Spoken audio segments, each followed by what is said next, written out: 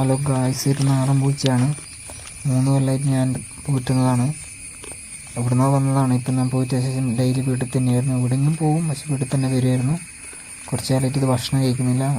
പിന്നെ അതിന് ശേഷം വന്ന വഷളായ സമയത്ത് ഞാൻ കാഞ്ഞിരോട് മൃഗാശുപത്രിയിൽ കൊണ്ടുപോയായിരുന്നു. മൃഗത്തിനോട് തീരെ കരുണ കാണിക്കാത്തൊരു ഡോക്ടറാണ് മൃഗ ഡോക്ടർ.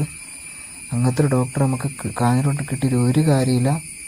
കാരണം ആ ഒരു ഡോക്ടർ തീരെ കാണിക്കാത്തൊരു പിഴ കൊണ്ട് തന്നെയാണ് ഈ പൂച്ച ചത്തുപോയത്.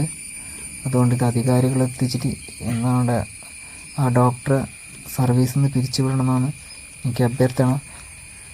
സോഷ്യൽ മീഡിയ ഇത് പബ്ലിസിറ്റി ആക്കി ഇത് അധികാരികൾ എത്തിച്ച് ആ ഡോക്ടർ നിയമ നടപടി കൊണ്ടുപോകണമെന്ന് എനിക്ക് പറയാനുള്ളത്. കാരണം അത്രയും വിഷമം ഉണ്ടായി, അതുകൊണ്ടാണ് അത്രയും വിഷമം ഉണ്ടാക്കിയിട്ടുണ്ട്.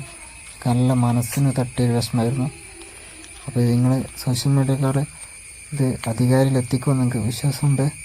അപ്പോൾ ഓക്കെ ഗായ്സ്, ഈ പൂച്ചൻ്റെ അവസ്ഥ നോക്കുക, ചത്തുപോയി.